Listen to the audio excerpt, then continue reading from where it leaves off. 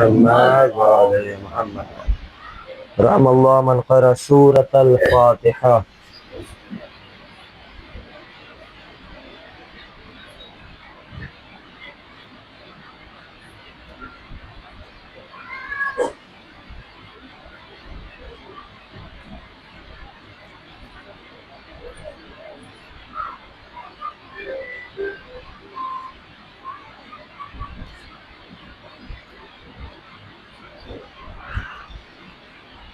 لا حول ولا قوة إلا بالله العلي العظيم. أعوذ بالله من الشيطان اللعين الرجيم. بسم الله الرحمن الرحيم. الحمد لله رب العالمين والعاقبة للمتقين والنار للملحدين والكافرين. ثم الصلاة والسلام وتحية والإكرام على رسول الثقلين جد الحسنين بالقاسم محمد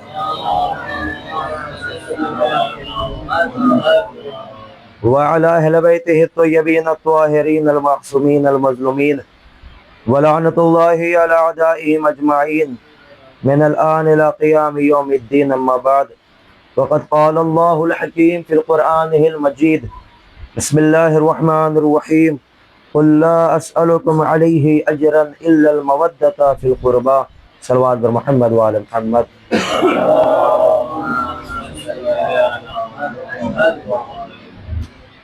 آواز سے پتہ ہی چل رہا ہے کہ گلا بیٹھتا ہے اور بیٹھ رہا ہے. صبح مجلس کے بعد تو بالکل ہی، مگر پھر بھی انشاءاللہ تعالی جتنی طاقت و قوت ہے کوشش کریں گے کہ کچھ باتیں پیش کریں. خدا عالم قرآن مجید میں ارشاد فرما رہا ہے کہ اے میرے حبیب، ان لوگوں سے کہہ دیجئے کہ میں اپنی رسالت کا کوئی اجر نہیں چاہتا، کوئی صلہ نہیں چاہتا، کوئی ہدیہ نہیں چاہتا. اگر کوئی اجرت دینا چاہتے ہو، صلہ دینا چاہتے ہو تو صرف یہ دو کہ میرے قرابت داروں سے محبت کرو، میرے رشتہ داروں سے مودت کرو. آج اس زمانے میں اگر کسی انسان نے کچھ کیا ہو تو وہ سب سے پہلے تقاضا اسی چیز کا کرے گا کہ بھائی صاحب میں نے کیا ہے، میری اجرت لائیے. اب سامنے والا یہ نہیں پوچھے گا کہ اجرت میں کیا دوں، وہ تو سیدھے جیب میں ہاتھ ڈالے گا اور ڈالنے کے بعد نکال کر دے گا. گویا اس زمانے کی اجرت کا نام ہے پیسہ. مگر ہمارے نبی نے جو دین کو پھیلایا تو اس زمانے کے جاہل انسان بھی یہی سمجھے کہ شاید نبی کو اجرت میں پیسہ دینا ہے، دولت کو دینا ہے، ثروت کو دینا ہے. اللہ نے قرآن کی آیت کو پیش کیا کہ دنیا کے لوگوں کی اجرت اور ہوا کرتی ہے، نبی کے محنت کی اجرت اور ہوا کرتی ہے. زمانے والوں کی اجرت مال و دولت ہے، مگر اہل بیت کی محنت کی اجرت اہل بیت سے محبت ہے. لہذا اللہ نے وہاں معاملے کو بدل دیا، تبدیل کر دیا. دنیا میں زمانہ یہی سمجھ لے کہ جب نبی میں اور عوام میں یہ فرق ہے کہ ان کی محنتوں کی اجرت الگ الگ ہوا کرتی ہے، تو پھر وہ نبی اور عوام ایک جیسی کیسے ہو سکتی ہے جب اجرتوں میں فرق ہے. اب آگے بڑھے، کیا کہا؟ الا المودۃ فی القربى، میرے اہل بیت سے محبت. اس حوالے سے میں پہلے کچھ باتیں پیش کر چکا ہوں، لیکن تھوڑی سی ماشاءاللہ نماز سب جانتے ہیں، سب پڑھتے ہیں. سب نماز کا کیا مسئلہ ہے کہ نماز اس پر واجب ہے کہ جو لڑکا 15 سال کا ہو گیا ہو، جو لڑکی 9 سال کی ہو گئی ہو، اس کے اوپر نماز واجب ہے. اچھا، یہ ظہر، عصر اور عشاء کی نماز 4 کی جگہ کہیں 2 بھی ہو جائے گی ہے؟ کہاں ہو جائے گی؟ کیا جب انسان حالت سفر میں ہو تو نماز قصر ہو جائے گی 4 کی جگہ؟ اچھا، کنڈیشن اس میں یہ بھی ہے کہ کبھی ایسا بھی ہو سکتا ہے کہ انسان کھڑے ہونے کے قابل ہی نہ ہو، بدن میں قوت نہ ہو، طاقت نہ ہو. جب انسان کھڑا نہیں ہو سکے گا تو شریعت اور دین نے کہا کہ اب بیٹھ کر پڑھے. اچھا بیٹھ کر بھی نہیں پڑھ سکتا، معاف کسی حالت میں نہیں ہے، بیٹھ کر بھی نہیں پڑھ سکتا، تو پھر کنڈیشن بدل گئی۔ آپ اگر بیٹھ کے نہیں پڑھ سکتے تو جیسے لیٹ کر پڑھ سکتے ہیں، چاہے داہنی کروٹ تو داہنی کروٹ پڑھیے، بائیں کروٹ تو بائیں کروٹ پڑھیے، سیدھے تو سیدھے پڑھیے۔ کہ ایسے بھی نہیں پڑھ سکتے تو کم سے کم بدن کے اشارے سے پڑھیے، بدن کی حرکت سے بھی نہیں پڑھ سکتے تو آنکھوں کے اشارے سے پڑھیے۔ پروردگار یہ کیا معاملہ ہے؟ تو نے کہا کہ نماز وہ ہے کہ اگر یہ قبول ہو گئی تو سب قبول ہوں گے، مگر اس کے اندر بھی تو نے بڑی آسانیاں رکھ دی ہیں کہ کھڑے ہو کے نہیں پڑھ سکتا تو بیٹھ کے پڑھ لے، بیٹھ کے نہیں پڑھ سکتا لیٹ کے پڑھ لے، لیٹ کے نہیں پڑھ سکتا تو داہنی کروٹ ہو کر پڑھ لے، داہنی کروٹ نہیں پڑھ سکتا، بائیں کروٹ پڑھ لے، بائیں کروٹ نہیں پڑھ سکتا تو کم سے کم اپنے بدن کو حرکت دے کے پڑھ لے، بدن کو حرکت نہیں دے سکتا آنکھوں کے اشارے سے پڑھ لے۔ کہ خدا بتانا یہ چاہتا ہے کہ یہ وہ نماز ہے جو میں نے تمہارے لیے اس لیے رکھا ہے کہ جب جب تم پڑھو گے تمہیں جہنم سے دور کیا جائے گا، جب جب تم پڑھو گے۔ یہ نماز ہے نا۔ اس کے بعد تھوڑا سا آگے بڑھ جائے، جو ماہ مبارک رمضان چل رہا ہے، ماہ مبارک رمضان ہے، روزہ پہ اگر کوئی پاگل ہے تو اس کے اوپر واجب، کوئی مجنون ہے تو اس کے اوپر روزہ واجب نہیں ہے۔ کس کے اوپر روزہ واجب ہے؟ جو بالغ بھی ہے اور عقل مند بھی ہے۔ پاگل کے اوپر واجب نہیں ہے، بیمار کے اوپر واجب نہیں ہے، جو مسافر ہے اس کے اوپر روزہ واجب نہیں ہے۔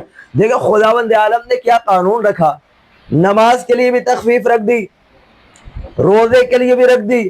آگے بڑھ جائیے۔ حج کا، حج ایک ایسی عبادت ہے کہ اگر انسان مستطیع ہے، اتنا پیسہ ہے کہ وہ مکے تک جائے واپس آ جائے، اس کا کاروبار خراب نہ ہو، اسے کسی قرض نہ لینا پڑے، تو اس پر حج واجب ہے۔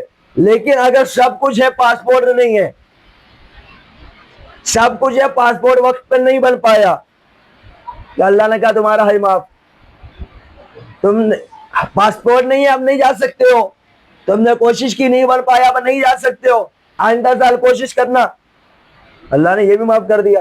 تھوڑا سا اور آگے بڑھیے۔ زکوٰۃ کا انسان کے اوپر واجب ہے کہ جب اس کے پاس وہ چیزیں نصاب تک پہنچ جائیں تو خدا نے کہا تمہارے اوپر زکوٰۃ ہے۔ لیکن اگر وہ نصاب تک نہ پہنچے، مثلا کسی نے کھیتی کی مگر گیہوں 847 کلو نہیں ہوا، اس سے کم ہوا، اب اللہ نے کہا تمہارے اوپر سے زکوٰۃ معاف ہو گئی۔ پھر آگے بڑھیے، بات ہے خمس کی، کا خمس تمہارے اوپر ہے اگر سال میں کچھ بچ جائے، لیکن سال آ گیا تم قرضے کے اوپر قرضہ لیتے رہے، کوئی بچت ہی نہیں ہوئی، کیا اب تمہارے اوپر خمس بھی معاف۔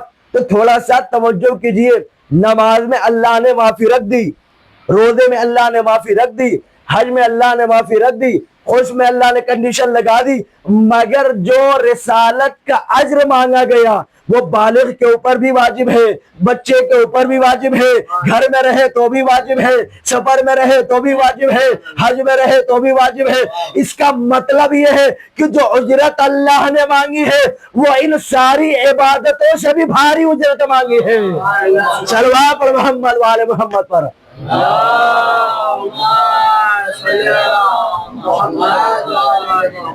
جو اللہ نے نبی کی محنت کی اجرت مانگی ہے وہ ان عبادتوں سے بھی وزنی مانگی ہے کہ اگر یہ نہیں ہے تو تمہاری نماز تمہارے چہرے پہ ایسے ماروں گا کہ کبھی چہرہ دائیں طرف ہوگا تو کبھی بائیں طرف ہوگا۔ اگر یہ محبت علی نہیں ہے تو تمہارے روزے کو ٹائم سے پہلے کھلوا دوں گا، زمانہ تمہارا مذاق اڑائے گا۔ اگر یہ تمہارے پاس محبت علی نہیں ہے تو کعبے کا صرف چکر لگوا کے چھوڑ دوں گا، عقلیں تمہاری پریشان ہو جائے گی کہ آیا کہاں سے تھا گیا کہاں سے تھا۔ صلوات محمد وآل محمد پر۔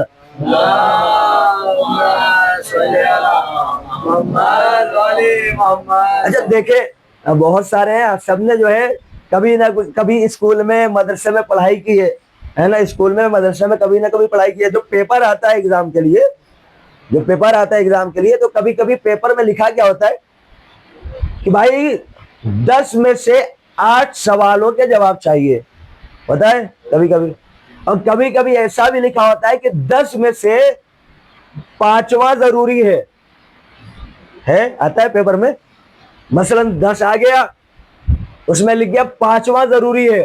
اب کوئی بچہ جو ہے پورا 9 کا 9 کر کے آئے مگر 5واں نہ کرے، 10 سوالوں میں سے 9 سوالوں کے صحیح جواب دے دے، اور جس پہ لکھا تھا کہ اس سوال کا جواب ضروری ہے، اگر اس کو نہیں کیا تو تمہیں کوئی نمبر نہیں دیا جائے گا، اس کو چھوڑ کر آ جا، پھر کیا ہوگا؟ کہ یہ کتنا بھی خوش ہو بچہ کہ میں نے سارے سوال کر دیے، بس ایک ہی چھوڑا ہے، چونکہ وہ ضروری تھا لہذا فیل قرار دیا جائے گا۔ اللہ نے فرمایا اجر رسالت یہی ہے کہ تم علی اور آل علی سے محبت کرو، ارے کتنا بھی کر کے جاؤ، اگر اسے چھوڑ دیا ہے تو سب بیکار کر دیا جائے گا۔ صلوات محمد والے محمد پر۔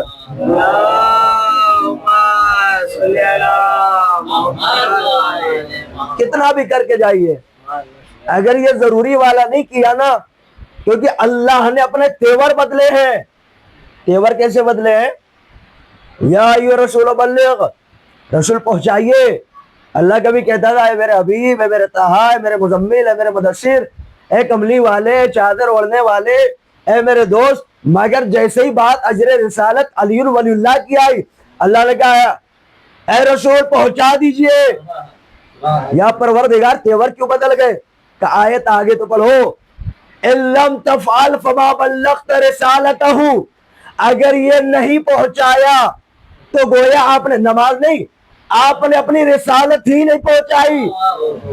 بات نماز کی نہیں ہے، اللہ نے یہ نہیں کہا کہ تم نے نماز نہیں پہنچائی، تم نے روزہ نہیں پہنچایا، تم نے حج نہیں پہنچایا، تم نے خمس نہیں پہنچایا، تم نے زکوٰۃ نہیں پہنچایا۔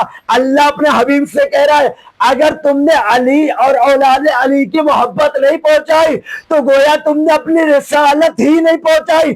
تو جب اس کے بغیر پیغمبر کو رسالت نہیں ملتی تو مسلمانوں کو جنت کیسے مل سکتی ہے؟ صلوات محمد وآل محمد پر۔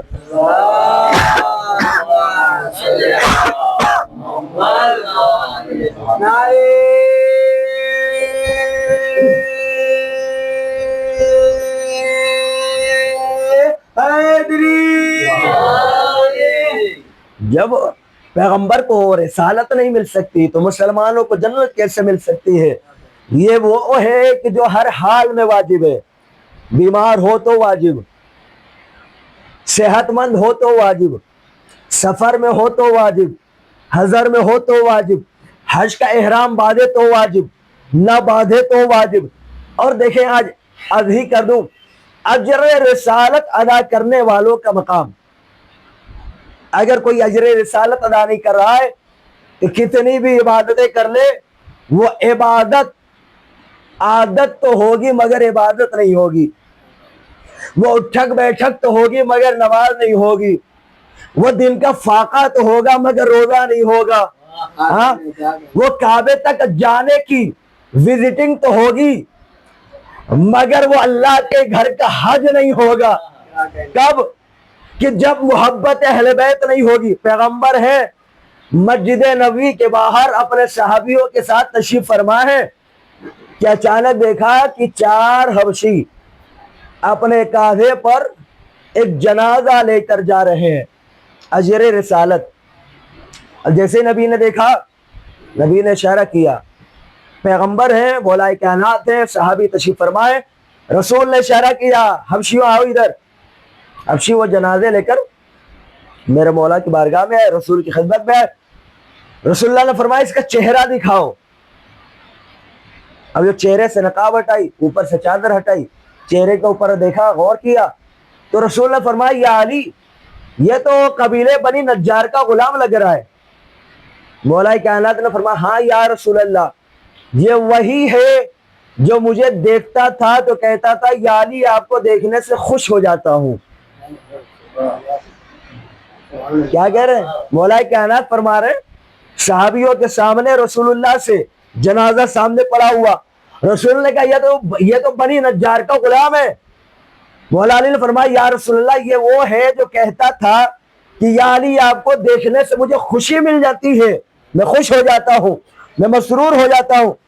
جیسے رسول نے یہ جملہ سنا کیسے غسل اب دیا جائے، حبشی لا رہے تھے نا جنازے کو، مگر اب نبی نے کیا فرمایا، اب اسے غسل دیا جائے۔ جو کرتا پہنا تھا میرے نبی نے کہا اتار کے فرمایا یہ کفن کے طور پہ دیا جائے۔ پیغمبر نے خود تشییع جنازہ کی، قبر تک ساتھ ساتھ چلے، اندر داخل ہوئے، اس کے جنازے کو اندر رکھا، باہر نکلے۔ کسی نے کہا یا رسول اللہ جب ہم اس جنازے کے ساتھ ساتھ چل رہے تھے تو کسی کے سرسرانے کی آواز آ رہی تھی کہ اللہ نے 70,000 فرشتوں کو بھیجا تھا جو اس کے جنازے میں ساتھ ساتھ چل رہے تھے۔ تو جب لوگوں نے سنا کہا یا رسول اللہ یہ آخر انعام کیوں مل رہا ہے کہ آپ نے غسل دلوایا، اپنا کرتا کفن کے طور پہ دیا، 70,000 فرشتے آ گئے، آپ خود اس کی قبر میں چلے گئے، کہ تمہیں پتا نہیں ہے اللہ نے فرمایا جو علی سے محبت کرے گا اسے دنیا میں یہی جزا ملے گی، یہ انعام محبت علی کا ہے۔ صلوات پر محمد والے محمد پر۔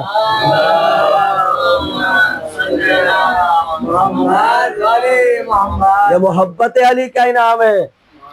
میں نے تاریخ میں نہیں پڑھا کہ اس کا دین کیا تھا، اس کا مذہب کیا تھا، بس نبی سے جیسے ہی علی نے کہا یہ مجھے دیکھتے ہی خوش ہو جاتا تھا۔ رسول اللہ نے نعمتوں کی بارش کر دی، تحفے پہ تحفے دے دیے، غسل دلوا کے پاک کرا دیا، نہیں پتا غسل ہوا تھا کہ نہیں ہوا تھا، اپنا کفن دے کر، اپنا کرتا دے کر اسے نورانی بنا دیا، قبر میں پہنچ کر اس کے عذاب کو دور کرا دیا، فرشتوں کے آنے کی وجہ سے اس کے ثواب میں اضافہ کرا دیا، دعائیں مغفرت کرا کر صحابیوں کے دل میں علی کی محبت بڑھا دی۔ تو عزیزان محترم جو غیر تھوڑی دیر کے لیے محبت کرے اللہ اسے اتنا انعام دیتا ہے، جو پیدائشی علی کا چاہنے والا ہو اللہ اسے کتنا انعام سے نوازے گا۔ صلوات پر محمد والے محمد پر۔ محمد والی محمد۔ یہ علی سے محبت کا صلہ ہے جو ہمیں دکھائی نہیں دیتا مگر خدا عطا کرتا ہے، اور یہ اجر رسالت قرآن کی روح سے واجب و ضروری ہے۔ اگر کوئی نبی کو مانتا ہے مگر اہل بیت سے محبت نہیں کرتا تو گویا وہ نبی سے حقیقی محبت نہیں کر رہا ہے، زبان سے دعویٰ ہے مگر حقیقت میں محبت نہیں ہے۔ بس میرے عزیزوں، میں نے کہا کہ مسلسل کئی دنوں سے جو معاملہ چل رہا ہے آپ دیکھ ہی رہے ہیں، اور خدا گواہ ہے کہ کتنی زیادہ طاقت لگا رہا ہوں میں، وہ اس لیے کہ یہاں پر سال میں ایک ہی بار ماہ رمضان کی مجلس ہوتی ہے، تو جو مومنین آئے ہیں ان تک بھی کچھ پہنچ جائے، اور مجلس کرانے والا بھی مایوس نہ ہو کہ مولانا تو آئے، ہم نے انتظار بھی کیا اور کوئی فضائل پڑھے نہیں، کچھ مولا کے فضائل سنائے نہیں، لہذا میں نے اپنی طاقت لگاتے ہوئے کچھ آپ کے سامنے پیش کر دیا، اور مجھے یقین ہے کہ اس مجلس کے سارے نقطے بھول سکتے ہیں، سب کچھ بھول سکتے ہیں، مگر دو چیزیں آپ نہیں بھولیں گے۔ ایک یہ کہ علی کی محبت اجر رسالت ہے جو ہر حال میں واجب ہے، چاہے انسان مریض ہو تو بھی واجب ہے، صحت مند ہو تو بھی واجب ہے، فقیر ہو تو بھی واجب ہے، مالدار ہو تو بھی واجب ہے۔ اور دوسری چیز کہ وہ حبشی کہ جو علی کا چاہنے والا تھا اسے اتنا انعام ملا، مجھے یقین ہے کہ یہ بچے بھی جو غور سے سنے ہوں گے اپنی زندگی میں اس چیز کو بھولنے والے نہیں کہ جو اجر رسالت ادا کر رہا ہے اسے خداوند عالم کیا انعام دیتا ہے۔ بس عزیزوں، آج کا دن قیامت کا دن ہے، بڑا سخت دن ہے، ہمارے لیے تو ایک معمولی سا دن ہے، ہر روز کی طرح ہمارا روٹین ہے، ہم نے تھوڑی دیر مجلس کی، تھوڑی دیر گریہ کیا، واپس اپنی اپنی مصروفیات میں مصروف ہو گئے، یہ ہمارے لیے عام ہے۔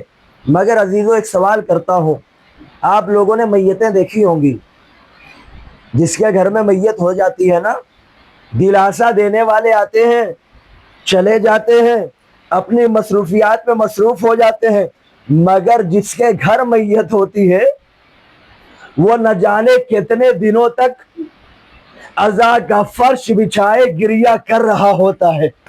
سمجھ گئے عزادارو؟ یہ آج کا دن ہمارے لیے تو عام دن ہے، مگر آج حسن صبح سے گریہ کنا ہے۔ آج حسین صفے عزا بچھائے ہوئے گریہ کر رہے ہیں، آج زینب و ام کلثوم ماتم کر رہی ہیں۔ عزادارو، آج کا دن وہ دن کہ جب علی نے وصیتیں کرنا شروع کی۔ میں کوشش کروں گا کہ مصائب مکمل طریقے سے پیش کر سکوں۔ عزاداروں، نہ جانے کتنی بار آپ نے مصائب سنا، مگر جب جب سنتے ہیں دل بے قرار ہو جاتا ہے، آنکھوں سے اشک روا ہو جاتے ہیں۔ پتہ ہے نا، جب علی کا آخری وقت آیا، علی نے اپنے بچوں کو بلایا۔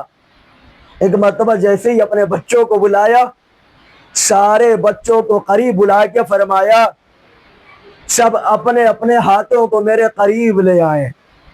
سارے بچوں نے اپنے اپنے ہاتھوں کو قریب کیا۔ علی نے سارے بچوں کے ہاتھوں کو پکڑا، ایک ایک کے ہاتھ کو حسن کے ہاتھ میں دیتے گئے، ایک ایک کے ہاتھ کو حسن کے ہاتھ میں دیتے گئے، ایک ایک کے ہاتھ کو حسن کے ہاتھ میں دیتے گئے۔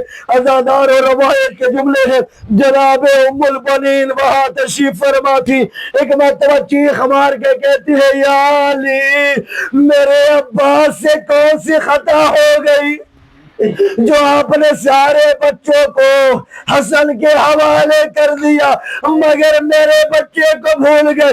ایک مرتبہ علی نے چیخ ماری کہ عباس قریب آؤ، حسین قریب آؤ۔ عباس کے ہاتھوں کو پکڑا، حسین کے ہاتھوں میں دیا، اے عباس، حسین تیری ضمانت میں رہے، اجورکم الزہرا۔ عزاداروں، یہ مصائب انہی تاریخوں کے ہیں کہ میرے مولا نے کربلا تعمیر کرنا شروع کر دی۔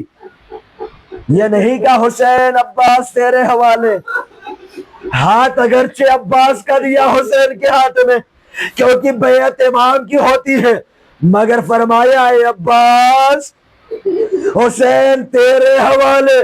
شاید یہی سبب تھا جب تک عباس زندہ تھے میرا آقا حسین بڑے ناز سے رہتا تھا، بیویاں بڑے ناز سے رہتی تھی، سکینہ بڑے فخر سے رہتی تھی، مگر جب عباس کی شہادت ہو گئی، زینب نے بیویوں کو بلایا، ایک جملہ فرمایا، اے بیویوں، مدینے سے چلتے ہوئے تمہارے پردے کی ضمانت لی تھی، ارے مجھے معاف کر دو، جس کے سہارے میں نے ضمانت لیا تھا وہ عباس نہیں رہا۔ اے بیویوں، جس کی وجہ سے میں نے تمہارے پردے کی بقا کا وعدہ کیا تھا وہ غازی نہیں رہا۔ وَسَيَعْلَمُ الَّذِينَ ظَلَمُوا أَيَّ مُنقَلَبٍ يَنقَلِبُونَ إِنَّ لِلَّهِ وَإِنَّا إِلَيْهِ راجعون۔ پروردگار ہماری اس قلیل عبادت کو قبول فرما، ہم سب کے گناہ صغیرہ کبیرہ کو معاف فرما۔